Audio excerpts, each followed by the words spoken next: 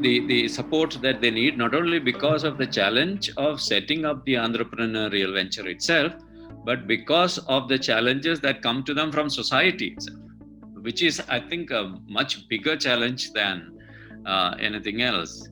And I think the whole idea of incubation of an entrepreneur became more and more, the need for that became more and more clear in my interaction with Dhruti.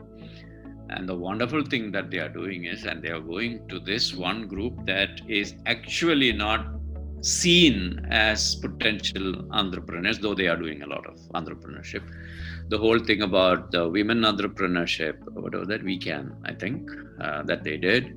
Now they are doing this Haran now, specifically focusing on women, which I think is, if I might change, it might change the perspective of the whole society about it. And one good thing that can happen is, we talked about working with parents. I'm sure none of these women entrepreneurs whom Dhruti is promoting would tell their girls, now you don't do this. I'm sure at least you will have, I don't know if there are 100 or 300 entrepreneurs Dhruti has mentored and brought up. You will have so many families in which the mothers would encourage their daughters to think beyond this settling down kind of a thing, and settle down in ways that are meaningful to them, and not what is prescribed from time immemorial, God knows by who. So that's what, and I think that I consider as a great, great contribution. Secondly, the whole idea of setting up the hub started with this conversation with Anirban.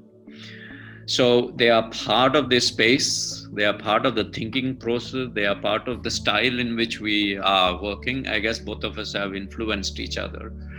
And Dhruti has been a tremendously powerful support for us in articulating what we want to do, and giving us also the kind of guidance that we need, the curriculum that was created by them, both for incubation and also for micro entrepreneurs.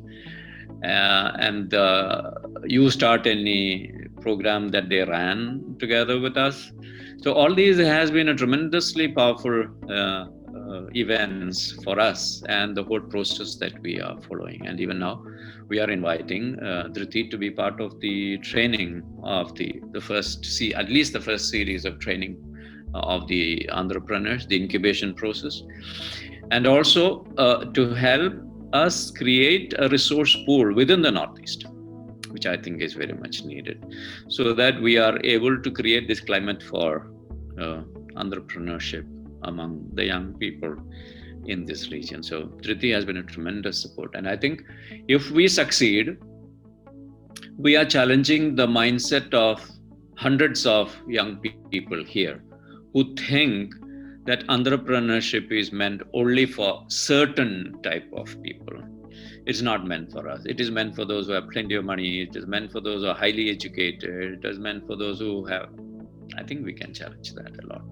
And especially if you have to do that with women, I think it changes, the change would be much, much, much more than what we can imagine.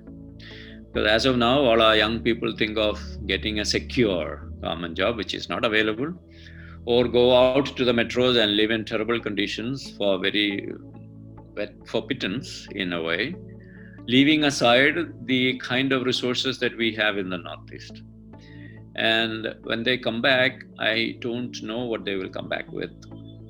In the sense, they will be aliens to their own space. They will not know what to do with their land and forest and water and whatnot. And then what? And I think the results are seen. So maybe this COVID was a good thing in some ways, for many people to think a little beyond going out to get a secure job and throw themselves into this very uncharted waters of entrepreneurship. I think I'm grateful to Dhruti for helping us to be ready for that kind of an occasion. Yeah.